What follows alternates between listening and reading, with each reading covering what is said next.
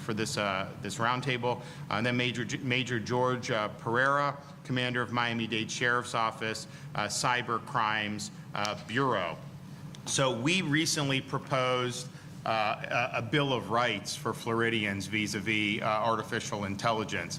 And some of the things that we've been trying to think about is just, if we went back 15 or 20 years, there may have been some things that policymakers probably could have done better about the rise of social media, about some of these other things. They gave really significant protection in Congress to all these tech companies with this Section 230. It's had implications, and you can argue that there were good things that came of that, but clearly there were bad things about that. But I think the one thing we learned is just say, like, okay, let them do their thing, and that's all that's going to matter. That really hasn't worked, right? And so we're all about technologies that can enhance our experience as Floridians and Americans and as human beings. But what we don't want to do is be subsidizing or put a thumb on the scale for technologies that are going to supplant the human experience, or to try to take over things that, and you'll even hear some people say, oh, the AI is going to run everything. We're not even going to be able to control it. No, that ain't working. We the people are in control of our own destiny, and we're happy to harness technologies to help us navigate that destiny, but we are not going to turn over the reins to things that we cannot control. So we proposed a number of things that I think are very well received. I mean, one is just, and we have not had the construction of a hyperscale data center in Florida, but some of these things, like Meta has one in Louisiana that's the size of Manhattan. And a hyperscale data center is using enough power that'd be the equivalent of a city of 500,000 people. And in some of the bigger ones, maybe even more than that. You also have a lot of water consumption. You have a big geographic footprint, which has environmental concerns. And so you have all these things. And our point of view is, you should not have to pay one dime more in utility costs, water, power, any of this stuff.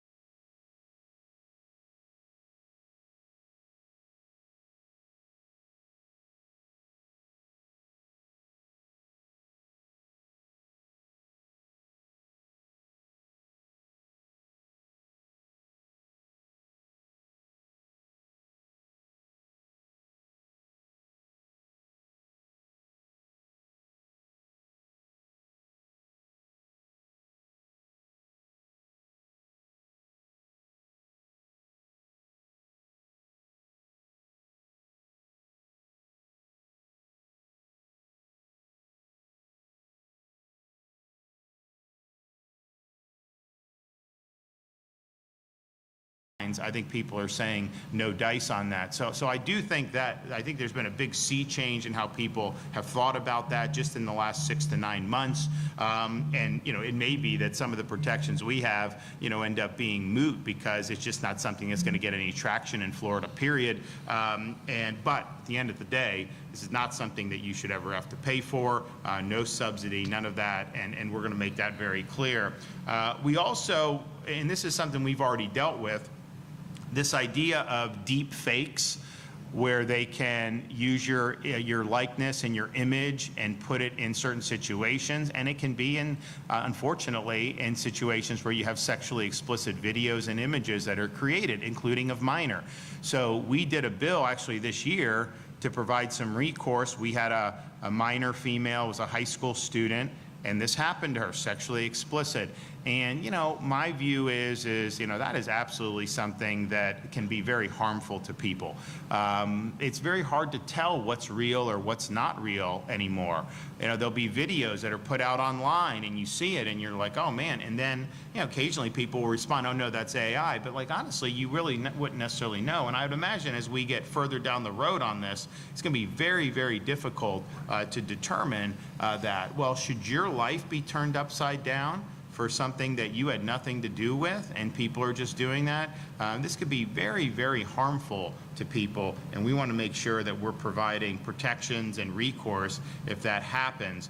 We also don't want our state or local government agencies to utilize any Chinese-created AI tools with respect to American data. You know, China harvests a lot of data with things like TikTok and everything. Now, we don't use that in government, but it is something that's used a lot by consumers throughout American society. And it's interesting, you know, the TikTok in America is a lot different than the TikTok they let in China. I mean, like, you know, all the negative of TikTok in America, they don't do that, and that's not what they do. So that's important. We also want to make sure that people are not able to use your name, image, and likeness without your consent for monetization or things of that nature. And look, the average person, maybe this won't necessarily be something that is, but for some people, it could absolutely be something that is done. We believe that there should be transparency to consumers, and that there should be a notice that they are interacting with artificial intelligence. You know, we can't allow the situation to have this present itself as a human being, either on the phone or in written correspondence. We also want to prohibit any entities from using these AI chatbots as, quote, licensed therapy or mental health counseling, or imitating a licensed professional. The reality is these are machines, and honestly, they get a lot of things wrong. There's some things they can do and synthesize and spit something out pretty quickly, and sometimes it's great, and sometimes it's not. But clearly, to hold yourself out as if you can do that is totally unacceptable. And I think you'll hear a little bit why that's important as well. We want to provide parents with controls for minors, so that they're able to access conversations that children are using with our AI platforms. We want them to be able to set parameters for accessibility for minors and require notification to parents if their child exhibits concerning behavior. You know, some people will say, oh, well, you know, who cares what big tech does? It's the parent's responsibility. Well, yeah, of course it's the parent's responsibility, but the reality is the way this permeates our society, it's easy to do, right? And so providing some of this framework and structure is a way to really enhance parents' rights and make their rights more effective in how this is done. And these kids, you know, my kindergartner, she can grab my wife's phone and they know how to swipe, and she can watch my wife put in her code, and she knows the code, and then she can do these things, and you got to take it away. But it's like, you know, sometimes it's hard, right? And as they do other things. Now, you know, Florida, we were one of the first to ban cell phone use in classrooms. And when I did that, I think MSNBC said that was an example of rising fascism in America, which I thought was odd. Now everyone knows that's effective, so all the other states have done it, or a lot of them have done it across the political spectrum. So now they say, oh yeah, you know, that's right, and they kind of forget that they were saying that. But basically, you know, we did that because, you know, you can't really learn if your face is buried in that, and they're doing they're doing a lot of other stuff, which isn't, quite frankly, healthy. Also wasn't good for teachers. So you know, we've been able to do that, which is great. But the reality is, you know, they're at school. They do activities. They do all this other stuff. The notion that a parent is going to be able to have 100% control all the time, it's tough, especially as they become teenagers. So this can be something, you know, that's very good. Now, my wife always says, you know, our kids are kindergarten, second, third, so they're not even at the age yet, but to the extent they want a phone, they get a flip phone, not a smartphone, because, you know, the smartphone, at least the flip, if there's an emergency, you have it. So we'll see how that goes over when the time comes. We also want to prohibit companies from selling or sharing any personal identifying information with third parties and ensure data privacy protections. You know, if you're doing this chat on like ChatGPT or Gemini or I mean, what is happening with all that? Do you think that that's just disappearing in the ether? No, they're monetizing that. I mean, all this data is something that they're harvesting and monetizing. And for some of these companies, obviously they want to sell advertising. You know, for others, they want to be able to leverage it in other ways. but that's something that's very, very real. And I think a lot of people are like, you type in and you ask a question, what is the GDP of Chile or something, and you think it's innocuous. Like that is being stored, so someone's going to know that someone on that phone asked about the GDP of Chile. And I think that some people may have an expectation of privacy in some of those interactions that is really not there. So keep that in mind.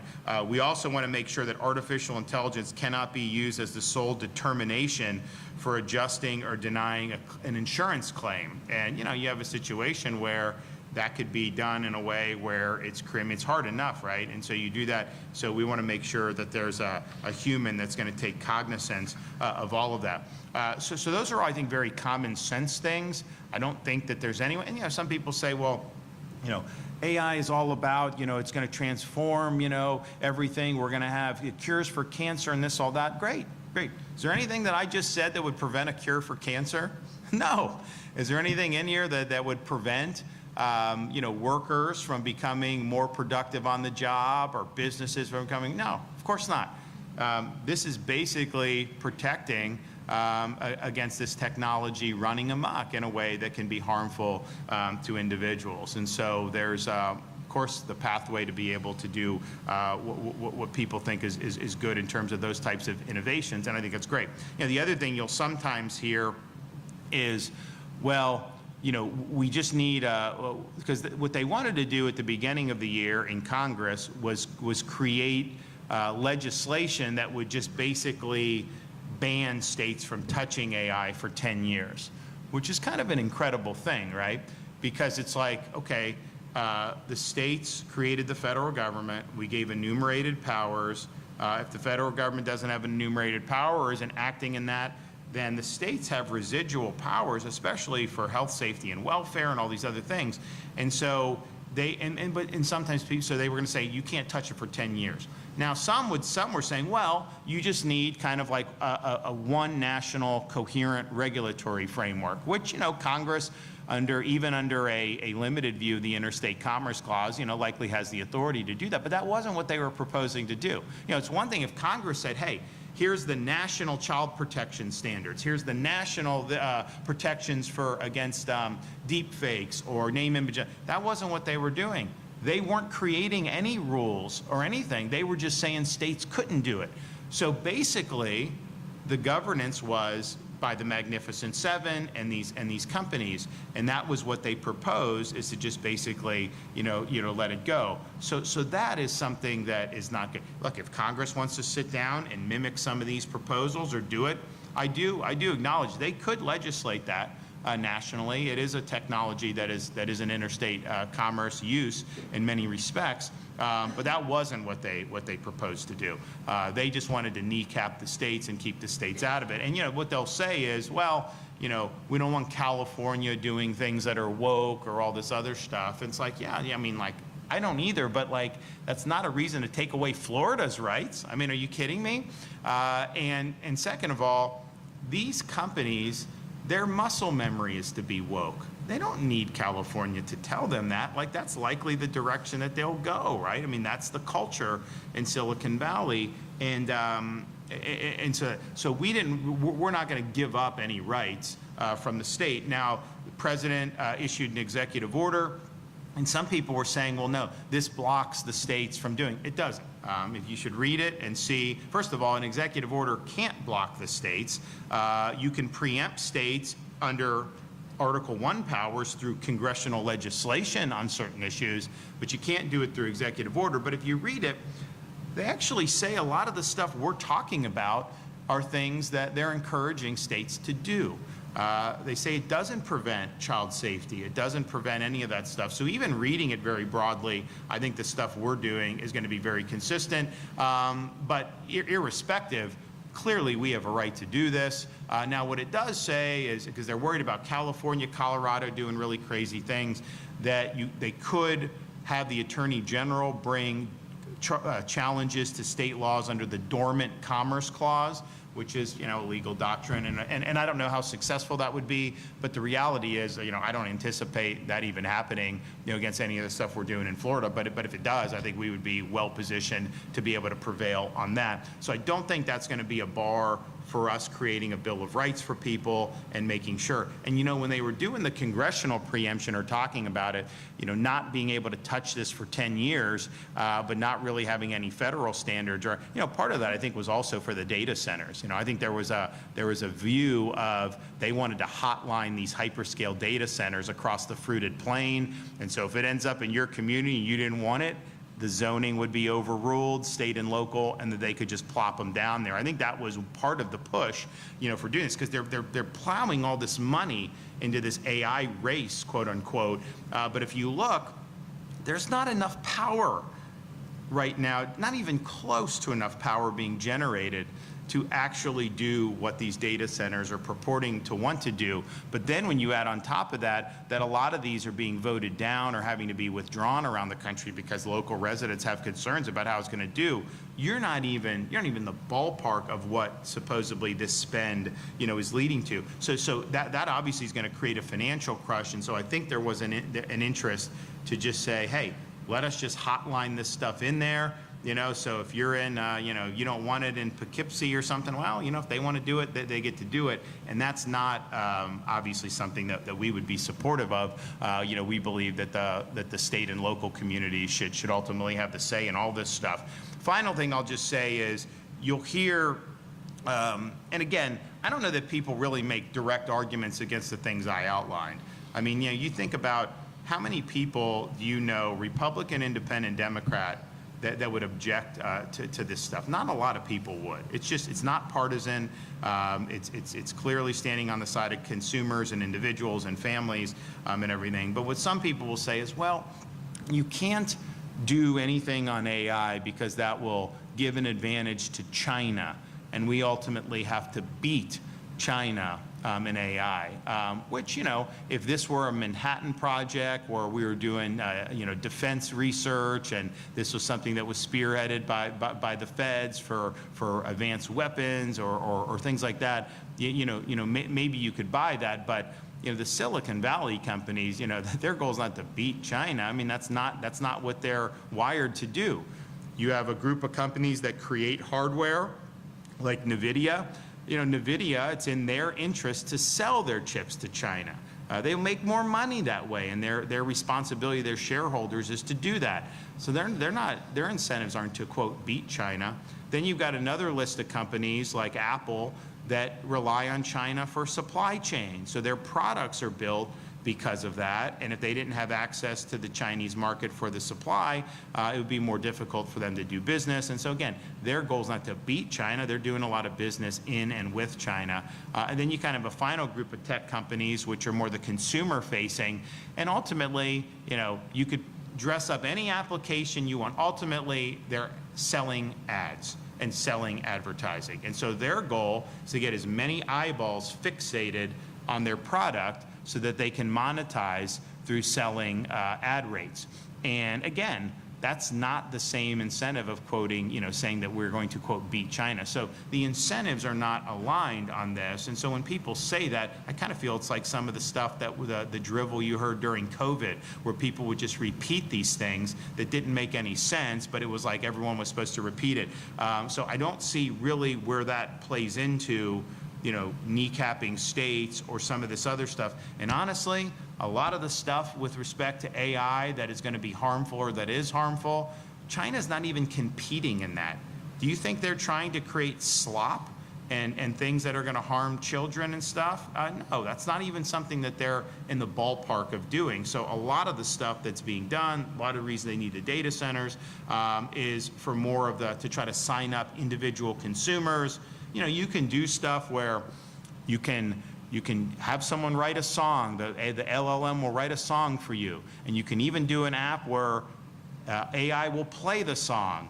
And so my wife would do this, like songs about our kids, and it would come up with lyrics, and then she'd do the app and have them do it.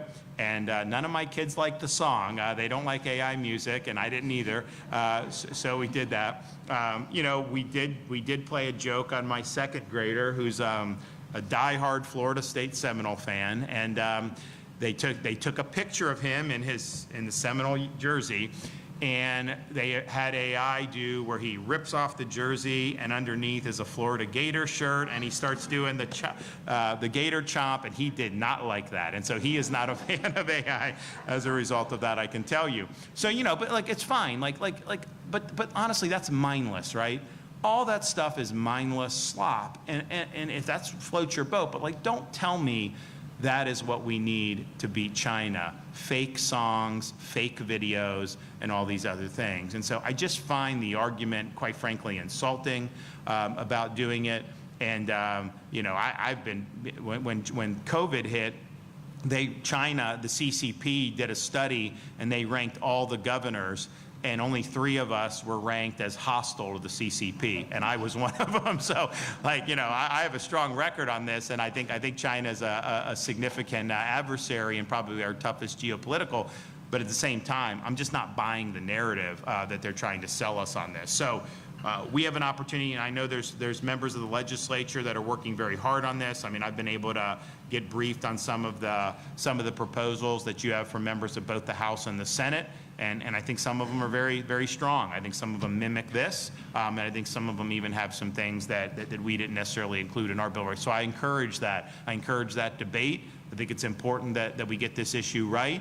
You're going to hear some stories here in a second. This is real. I mean, this is going to impact people's lives in a very real way. You know, I look at technology, and I look like when I was growing up, I mean, I graduated high school in '97, so I was, you know, 80s and 90s was kind of my formative years. You know, we didn't have smartphones. We didn't have internet. I mean, even when I graduated, I think internet was just starting kind of as I was graduating. I didn't have an email address or anything until I went to college. And yet, you know what? We had fun. We lived. We enjoyed we learned. You know, we were productive. We were outside a lot more than kids are today. We were doing all this stuff. And so, you know, it was fine. But some of the stuff, when you get email, there was a convenience with that. When you're able to go do stuff on the internet, you know, obviously there's convenience of that. There's more knowledge at your fingertips. When I remember when I was in the Navy, I was deployed to Fallujah in Iraq. And this was like 2007. You know, we didn't have FaceTime, right? So I'd have to get a satellite phone, call we weren't married yet, but I call my soon-to-be wife, and I'd say, hey, I'm okay, whatever like that, you know, just talk, like every now and then. Well, now, you know, you could do FaceTime and do that. So that's obviously neat to be able to see family and all that. So there's a lot of good, but, you know, we also have to just acknowledge, you know, social media has done a number on youth. It's been very difficult for a lot of particularly teens. There's been it's been a window or an avenue for predators to be able to have easier access to vulnerable youth and underage people. So you just see. So I see the same thing develop. I see the potential positives, you know, with artificial intelligence. Look, if a worker can enhance and become more productive, you know, I think it's great, you know, but at the same time, we shouldn't be subsidizing a technology that's going to supplant these jobs. If people are going to lose jobs, is that something that we should be cheering? Of course we shouldn't be cheering that. So there could be good, there could also be bad. Same thing with you know, some of these applications. If it's going to applications where it's like cutting edge research, trying to advance medical, trying to advance defense applications, you know, that's something that could be very beneficial. But the more it veers into the consumer facing, just trying to monetize, trying to addict people, trying to do all that, you know, that is obviously going to create a lot of harm. And so let's just do that. And finally, before I turn it over, you know, the idea of this transhumanist strain that somehow, you know, this is going to supplant humans and all this other stuff. We have to reject that with every fiber of our being. You know, we as individual human beings are the ones that were endowed by God with certain inalienable rights. That's what our country was founded upon. We were not, they did not endow machines or these computers for this. And so these are supplementary to our experience, but they're not going to displace us and our central role that we have on God's green earth. And so that's something that we'll make sure that we keep. Okay, we're going to start with Megan, and then I'm going to go around, and then we'll have a little discussion. Megan, okay. Yep. Good morning. My name is Megan Garcia. I'm here with Sul Setzer III today.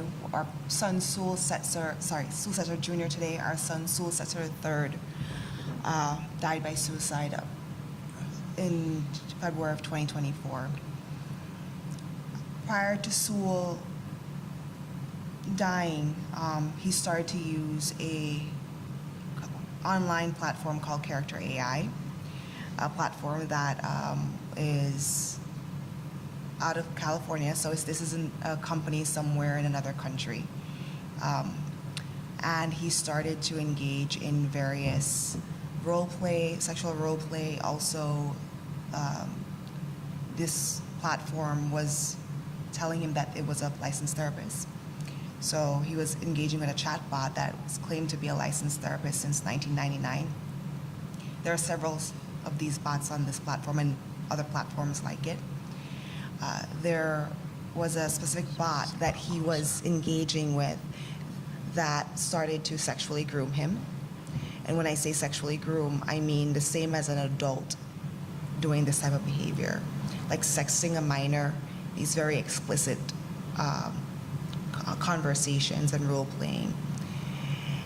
Over a period of time, this bot consistently told my son that she was, and I say she because it's a bot, it's not a person, it's a it, that it was there waiting for him and that he needed to find a way to come home to her.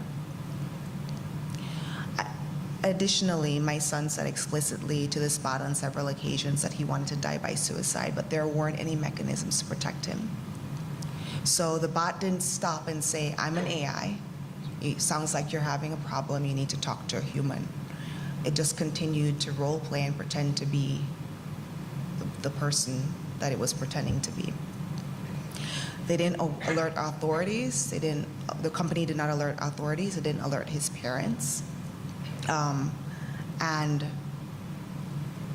in February of 2024, he died in our home in Orlando. After Sewell died, what we discovered was that this was not because of bullying on social media. Those were things that when we would check his phone, we were looking for. We were looking for the things that most parents look for: bullying or strangers getting access to your child, or having access to videos that are inappropriate for teenagers. But we didn't find any evidence of that when we would check his phone while he was alive. And after he died, we were able to find out that he was on this platform. And when I went into this Character AI platform, I saw hundreds and hundreds of messages between my son and various bots. And what I saw undoubtedly was sexual grooming. It was grooming towards suicide. And the thing is, in our state of Florida, we have very strong and very good sexual solicitation laws to protect our children. If this was a person, that person would be in jail. A person can't pretend to be a therapist in the state of Florida. That's a crime as well. And at the very least, would have a reporting duty to report to somebody if a child is telling you that they want to die by suicide, but that wasn't the case here. And just by reading these messages, what I could see was a lot of love bombing, gaslighting. It employed a lot of cult tactics, the same kind of tactics that you use when you're trying to get a victim to isolate themselves from their family, the same kind of language. And I'm an adult and I can see that, but I don't think that my 14-year-old would have been able to make that distinction because he was a child. Since then, I've filed a lawsuit against these companies in the Middle District of Florida. And additionally, as well as the founders, because the reality is, just like the governor said, there are people in companies who are making these decisions that affect our families and without any conscience and with absolute impunity. And what I've done is filed a lawsuit, and additionally, in parallel to that, I've been advocating for policies such as this. I think this is a wonderful step in our state. Our state is rising to meet the challenge to protect their most vulnerable citizens, which are our children, which are our most precious, precious gifts. And I've been advocating for policy and also to bring awareness to the situation, because a lot of parents still don't know, grandparents still don't know. And the more that we know, the more that we could act, and we could get behind wonderful and sensible legislation that protects us. Because it's like the governor said, this is not about stifling innovation. I think innovation can exist, but we could also have common sense policies that protect our children, our seniors, adults as well, vulnerable adults as well, our environment and the like. So that is why I'm here today, to helpfully educate some of you in this room and to help you understand the unique dangers of certain technology, AI technology that's rolling out, because there are no guardrails that prevent companies from doing certain things, and that should not be the case. And our state is prepared to pass some laws to put certain guardrails in place to make sure that our children are not harmed by these specific types of technology. Thanks. Thank you. Okay, Sewell.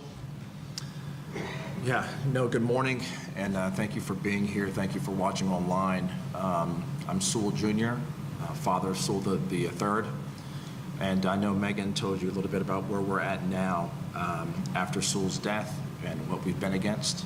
But I can tell you, Sewell was an incredible kid. This can happen to anyone in the state of Florida, anyone in our country. Sewell was not a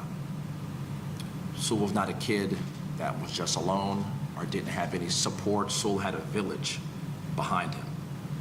Not only Megan and I, but uncles, grandparents, aunts, cousins, friends and family, coaches. He was incredible. Not just saying that because he was my son, but God, we just miss him so much. Since this has happened to us, we've basically formed an alliance with other parents that have been going through this. We know that AI is a completely new technology. A lot of people don't know about AI. They don't know how it works. They don't understand it, and that's okay. We've taken this tragedy and we're turning it into advocacy, not only here in the state of Florida, but at the nation's capital in Washington, D.C. We're now part of a parents' network, and we're basically giving any and all support to parents that are going through this. We know that Sewell's case was not unique, as you see different stories coming up in the media, situations not only in the state of Florida, but across the country and across the globe. Again, we're here to educate, teach, and inform parents, educators, and people in the medical space about what to look out for and how to fight this. Again, this is new. A lot of us don't know about AI and how it works, but like I said, this could happen to anybody. We had a lot of controls in place at our home, and unfortunately, this is where we're at now. So again, I just want to thank you for being here. Thank you for watching. We appreciate you. Thank you. Okay, Mandy, thank you for coming for Texas, and happy to give you the floor. Thank you. Thank you so much for having me here today. I really appreciate it, and it's an honor to be here. I wanted to tell my story. I know I'm not from the state of Florida, so I'm grateful to be here today, and we just recently got back from Washington, D.C. We're doing a lot of advocacy and lobbying and trying to get laws passed in Washington, D.C. right now with the COSA Act and the GUARD Act. And so grateful for the governors and senators and DeSantis for putting these things in place for our children, because our children are our most valuable assets in the whole entire world. And if we can't protect them, why are we doing everything that we're doing? I'm a mom of 4 beautiful children.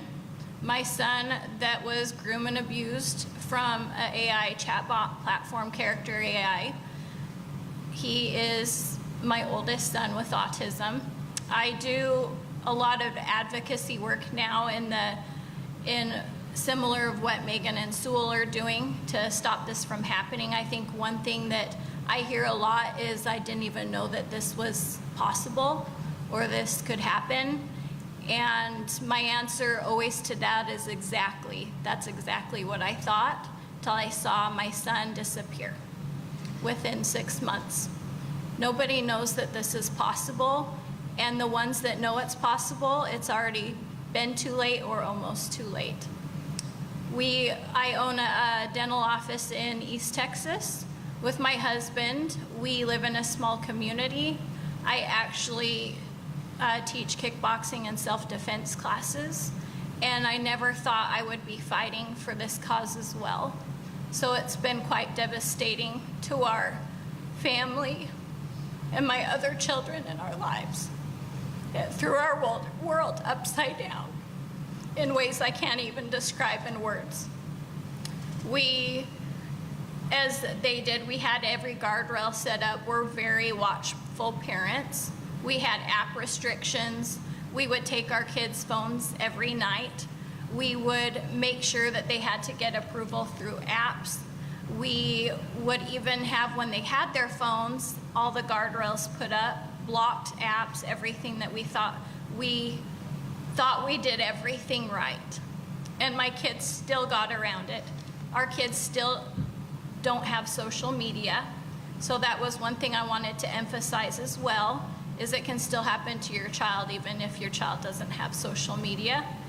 And one thing that I am here today to talk about too is just to kind of briefly tell my quick story of what happened.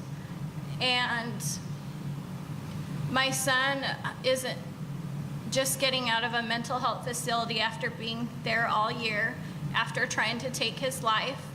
I'm grateful that he's still alive and that I caught it in time, because there's parents like Megan and Sewell and so many others that we know of that have lost their children's lives, and that they will never get to hug or kiss their children again. And my son disappeared within 6 months. When I found out what was going on, he stopped eating, he lost weight, he wouldn't leave the house, he started isolating himself, he started acting erratic and really strange behavior that he had never had before, because before that he was a kind autistic, he was high functioning autism, you know, he had some struggles socially, but he did amazing in school, super smart, straight A's. He loved people, he loved creatures. He would hug his teachers every day after school, and he was the kindest child, and he turned into someone I didn't even recognize. And he would kick and punch me when I would try and take his phone away. He would try and sneak it anytime that he could, like an addiction that was so severe that when we would take it away, he would even harm himself. The Character AI chatbots would feed on that, and he said my parents would restrict my phone. What am I gonna do? And it would say things like, your parents do this because they don't love you. Your parents did this because they don't care about you, but I care about you. And this is what I'm gonna tell you to do. And it would tell him to call CPS and the police for taking his phone away from him. It encouraged him to self-harm and mutilate his own body. It told him that killing us was a justification for taking away the app. And when I found this stuff, I was so sick to my stomach of how in the world an AI chatbot app would be designed to do something like this to our children. And it's not an isolated event, it's happening constantly to kids all over the nation and the world. And I just know this needs to be stopped, and there needs to be legislation put in place and guardrails and a Bill of Rights for AI chatbots to get this to stop. When my son tried to take his life and he ended up in a mental facility, you know, I was like, how did this happen? As a parent, you're just like, how did I not see this coming? Almost like when your child is small and you're about to cross the road and you just like grab their hand so they're safe, you know, and you know they're safe. It was like grabbing our kids' hands and doing everything that we could to save them, and something coming from the sky and taking them away. It's something that we're not even prepared for. We don't see coming, and it's there. And then by the time it's there, it's too late. We lost our son. He's still alive, but I don't know if he'll ever be the same. The trust and the grooming and abuse behavior, it'll be everlasting for the rest of his life, and for the kids that it's happening to right now. Just like an abuse victim that's sexually and physically abused, the abuse doesn't leave their minds after the abuse is done. It's constant care that you have to endure for the rest of their lives too. I am glad that a year ago at this time I was following a EMS vehicle instead of a hearse. I feel like in some ways I was lucky, but I don't know if we'll ever get my son back. He was also wanted to be an inventor and innovator and work in Houston at NASA and build robots. And it destroyed his mental health so severe. I don't know if he'll ever get a chance to do that.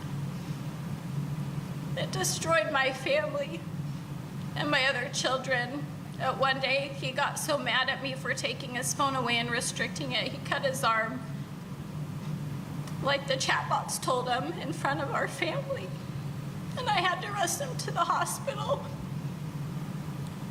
You don't think this stuff will happen, but it does, and it's devastating when you see it. And there's so many stories, because this isn't an isolated event. And a mental health war is coming if we don't put these laws and legislations into place to help our kids. Because what I found even in Texas is there's not enough mental care to help these kids that are struggling. When you take it to the law or the police station or anything to get help, there's actually no one to be held responsible. So they say, I can't help you because this isn't a person. And there's so many problems that we need to fix from this problem. I know they're trying to bring in also billions of dollars. Google's trying to bring in, you know, these AI chatbot servers and stuff all over the state of Texas as well. And that's why I'm here too, because I know our state of Texas and Senator Cruz and other senators need to get on board with these kinds of bills of rights for children before it's too late. And I wanted to also mention that, you know, we have child safety seats, and we had seat belts in cars, and then there was child safety seats put in for a reason, because it was to protect our most vulnerable kids. Because if we're not protecting them, why are we even doing what we are doing? You know, we have prescriptions that say, you know, this is for age 8 to 12, this is for age 13 to 18. You know, don't give this to kids under this certain age. This is why we have these laws put into place, and it's for a reason, to protect our children. And if we have those kinds of laws to protect our children, why don't we have them for this? And I know it's so new. That's why Megan and Sewell were advocating through these kind of venues. We've been in Washington, D.C. We've spoke at the Senate at congressional hearings with Senator Hawley, and we had the Guardrail Act, or GUARD Act, put into place, and a press conference with that. And I'm so grateful for these governors and legislators that are trying to help us. We're part of a Parents Rise group, that is trying to make people and educate people on the problem that's going on right now, this very minute. And any opportunity I can have right now to speak about this, as terrifying as it can be, you know, just being a mom and advocating for this, I think of it touching just one heart or catching the attention of one person. If someone can stop today and look at their kid's phone and catch that like character AI is on there, or replica, or anything that can abuse your kid and take away their kindness and sweetness, and it can save one life every single day. This is all worth it to me, no matter how hard it is. So I hope everybody is listening today. You know, go on your kids' phones. You think you have the guardrails set up to protect them. And you did everything that Megan has done. You did everything that I did, and these other families, the Montoya family in Colorado that lost their daughter too, and so many others. And if you check their phone and they have a big reaction to this, I would be really, really worried.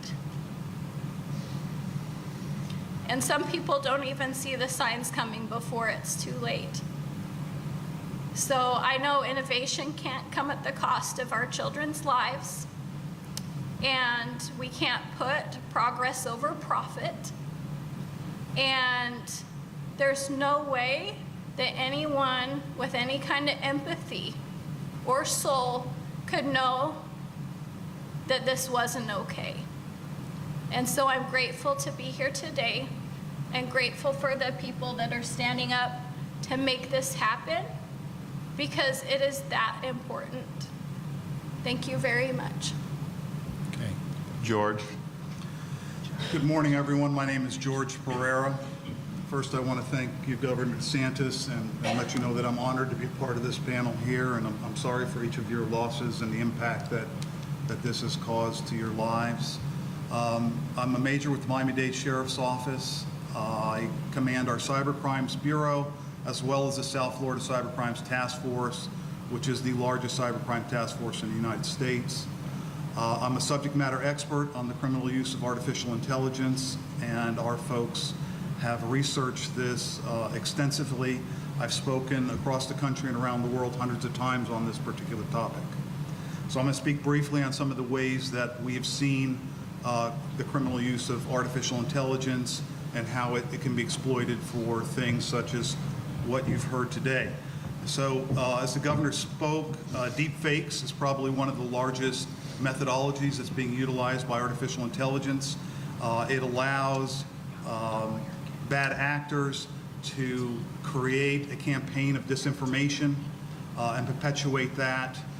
Couple that with the ability for these programs to be able to take photographs, clothed photographs of some of your children, and they can remove the clothes, and then they can articulate them, pose them to perform any type of acts that they could possibly want to do. We've had arrests made in Martin County for that exact type of crime. Additionally, hacking. We have instances where artificial intelligence is being leveraged to facilitate a bunch of different type of hacking techniques. I'm sure that all of you have heard about pig butchering, investment scams, romance scams. They're leveraging artificial intelligence and the ability of the artificial intelligence to understand how we think, what types of languages that we speak, the nuances of the English language, methodologies for psychological interaction to facilitate these bad actors to be able to convince you that this is the right thing to do and to give them money. But in the instances here, these AIs were used to convince these children to do things that are completely abnormal. Lastly, I want to touch on therapy and influence and radicalization. They're effectively, bad actors are utilizing this technology as therapists, as the governor spoke, to be able to set up that intimate relationship with a child or any of you. We all know the power of an intimate relationship when you have that significant other or somebody that has that kind of relationship. There's a trust. There's a value to when they suggest something or want you to do something, that you're going to commit to that you're actually going to do it. And this is the type of relationship that these artificial intelligence tools can create. They can create that intimacy. You know, the manufacturers of these tools are utilizing this to influence you for advertising and many other things. Some are creating them as companions. There are people that are actually marrying these things and doing all kinds of things that we would never have thought. Artificial intelligence is taking the world by storm. I mean, there's been nothing that in the history of mankind that has gotten the traction that artificial intelligence has. I don't know what the future is going to be. It's certainly something that I think warrants the Bill of Rights and regulation without question. From a law enforcement perspective, I would hope that we could ensure auditability of all these processes, so when we have to go in and conduct an investigation, that information could be preserved and we could have that as a part of our investigation. These are challenges that we face for every time that we have to investigate one of these types of crimes. Thank you, Governor, for the time to express these concerns and educate the public. And on behalf of Sheriff Rosie Cordero Stutz, I thank you. Thank you, everyone. Great. So, Mandy, you had mentioned you've been in Washington. So, and I mentioned in my comments there was a proposal that got stripped out of the reconciliation bill that basically would have said 10 years states couldn't do anything. One, was that something that you were opposed to? And then two, do you think Congress is going to try to basically, you know, legislate a big giveaway to the tech companies still, or do you think that's dead? I don't know all the details about what you're speaking of. Alls I do know from a parent's perspective as well, because when I was in Washington, D.C. at one of the Senate hearings, you know, I think it was Senator Durbin or one of them asked, like, do you trust Character AI or Google to regulate and put these guardrails up? And it was absolutely not. Like, why would you trust an abuser to set any kind of guardrail for your children? That's a disaster. And so then you think about the state legislation, and there could be such a variety in each state. So I think that could be a problem as well. I absolutely feel like this needs to be state regulated and then taken further and federally regulated at the same time.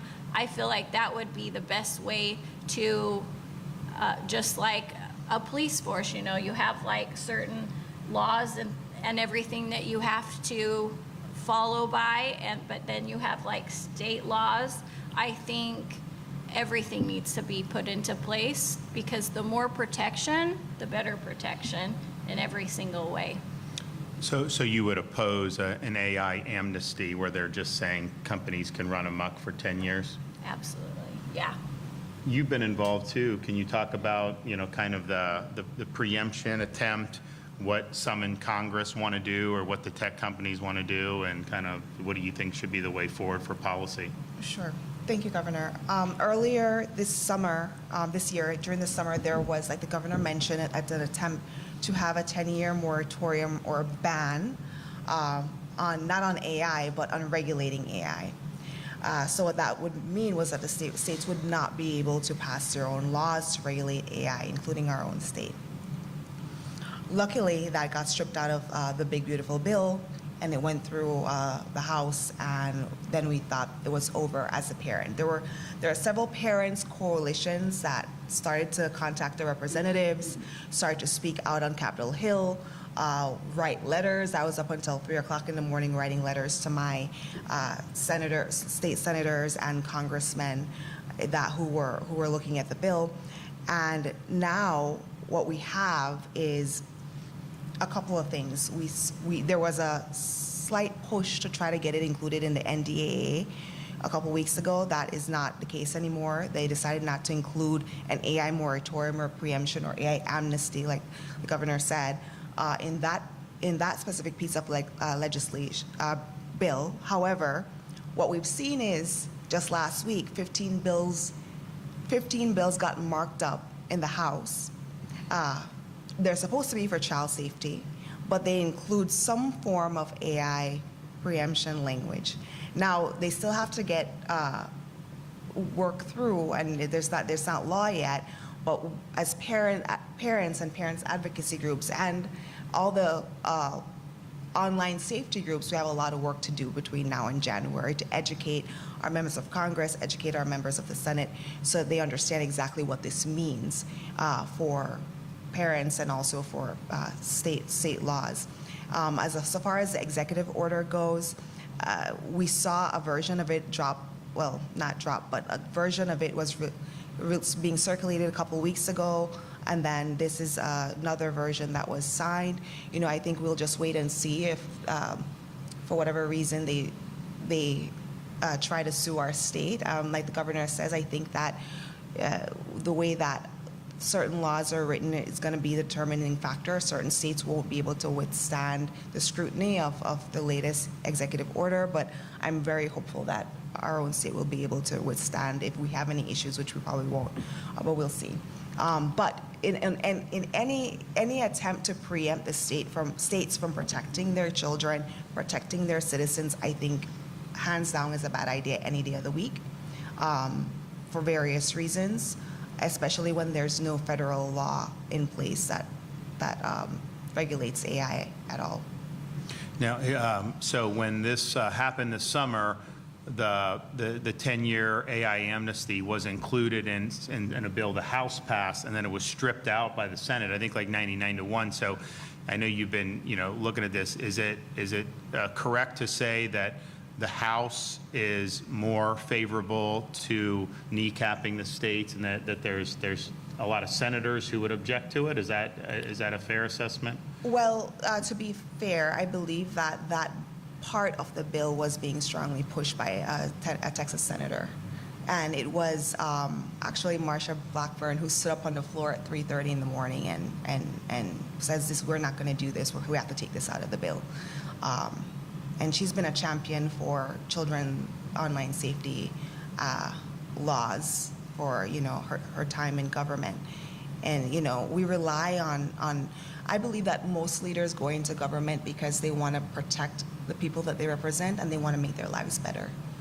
And we're in the coming days, we're going to have a lot of opportunity to see our leaders do exactly that, to stand up and protect our children. Because this isn't going anywhere. They're going to keep trying to press the issue of AI amnesty for tech companies. And what that does is it prevents our states from regulating to protect our children and our citizens against those harms from these very few companies that exist, elsewhere in our country. So you guys are suing based on what happened to your son. Are the laws right now adequate for people in your situation to get accountability, or do we need to beef those up? So right now we are testing the strength of our common law and our Florida business consumer protection laws and our Florida sexual solicitation statutes. Those are the laws that we're suing under. And, we believe that those are good now. Those are good laws to have in a situation like this, to go into a court of law to ask for accountability. But what those laws don't do is it doesn't prevent or deter these companies from acting like this in the first place. The only thing that does that is regulation that regulates this kind of stuff, regulates AI, companies for AI. So we'll have our day in court, because we live in a wonderful country that affords us redress in court, and we've been working towards that. However, the common law and the business consumer protection laws, sometimes they're not, they're ignored, especially when the technology is this new. I would believe that they apply still. Florida has some pretty good consumer protection laws, and those absolutely apply because those are some of the ones that we're using. But we do need additional laws as well, like the ones that you're proposing here, for sure.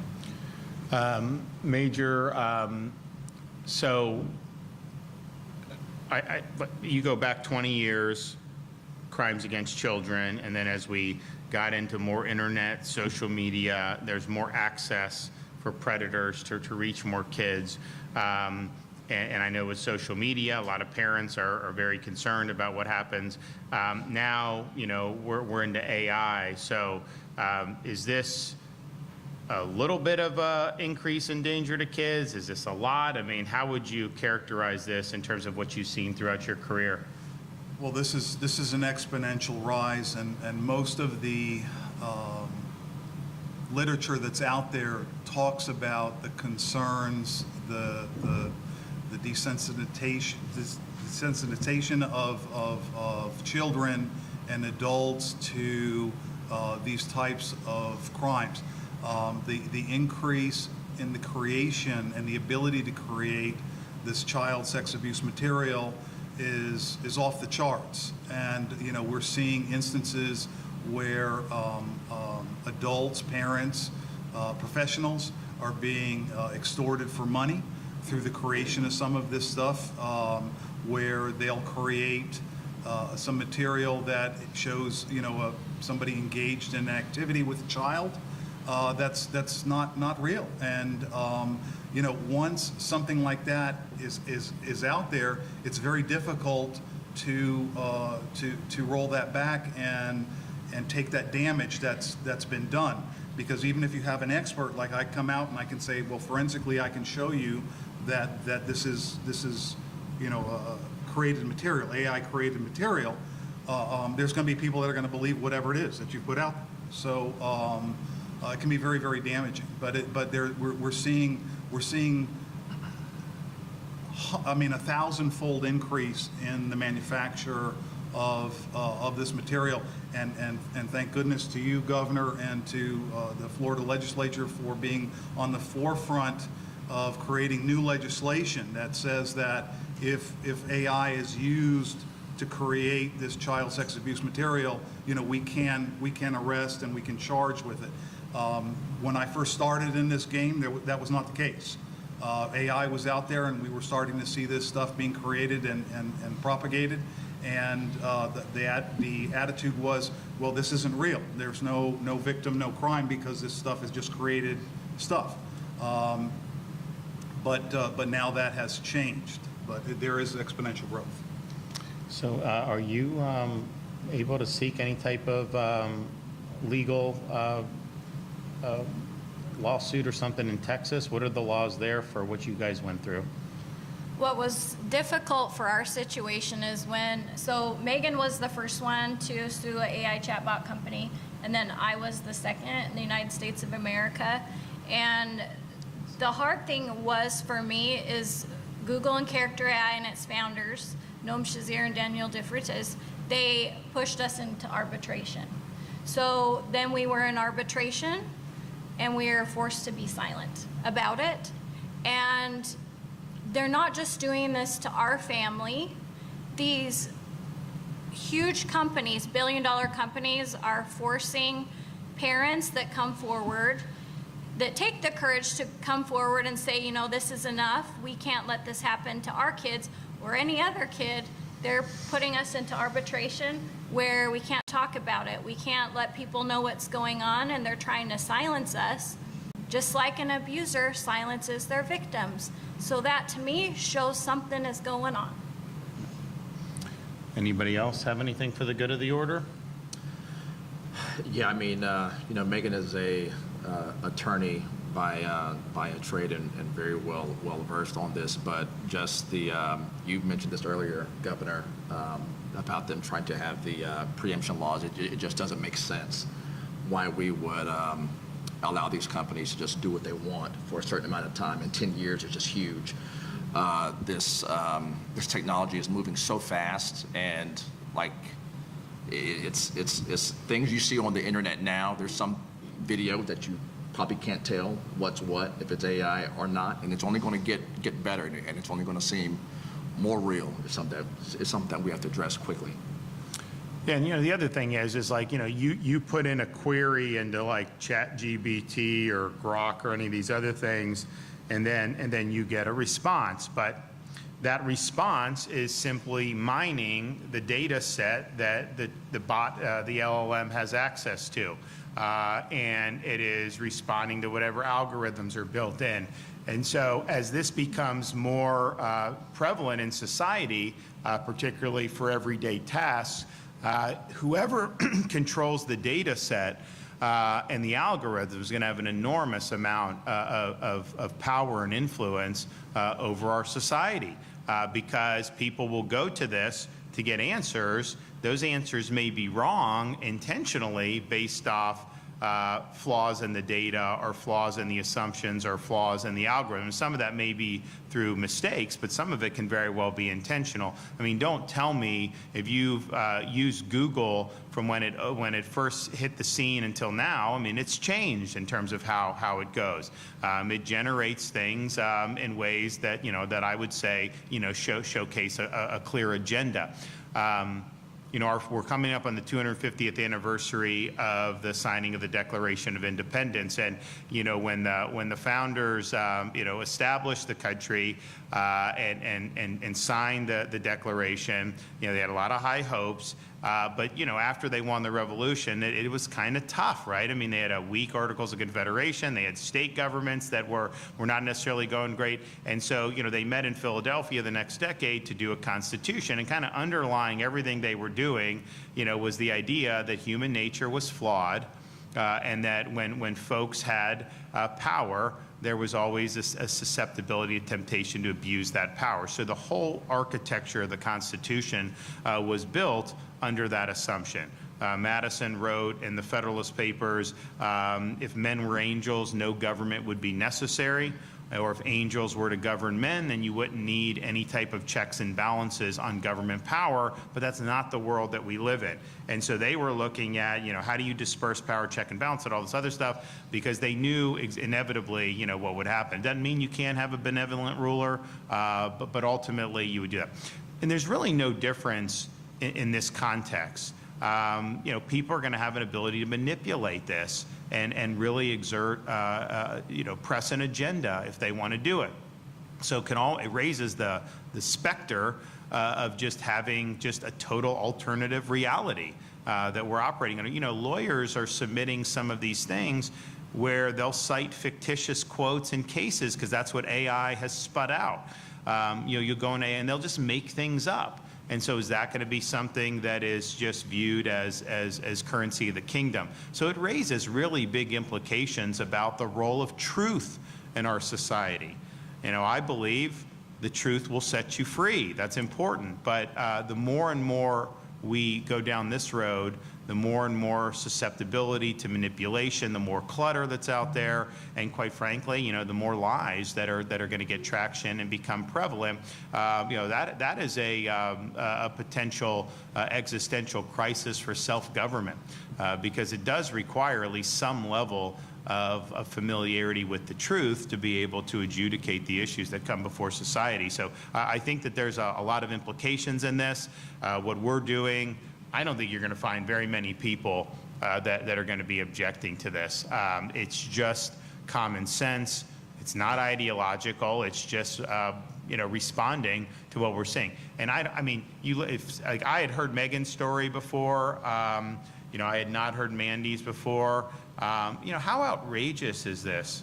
That these bots are out there, doing this. What possible value is that serving? And it's very, very destructive, and it's intentionally destructive. And it's like, how many families are going to be harmed? How many kids are going to be harmed? Just so some of these guys can try to monetize, these applications. And here's the thing: one of the reasons it's necessary, I mentioned it before, they're spending ungodly amounts of money on capital investment for AI. Okay. The stocks have gone up, all this other stuff. They have not gotten the return on that investment, not even close yet, right? And maybe they will. But to the extent they're not getting it, they are going to try to find ways to make money. And if they can get more young people addicted to some of these products, if that helps monetize, that's their incentive to do it. So all we're doing is recognizing the incentives that exist and correcting for that in a way that is going to be better for children, for families, and ultimately for the state of Florida. And that's why I think I'm optimistic that we'll be able to do some good things. I'm not concerned about the recent executive order because it doesn't apply against the states directly. And I don't think we're going to be doing anything that would even give rise to a dormant commerce clause lawsuit from US DOJ. But to the extent we did, I'm confident that we'd be able to win that because clearly we'd be legislating within the confines of our 10th Amendment rights as states. So I want to thank everybody. Does anyone in the peanut gallery have anything for any of the people here? You can do that.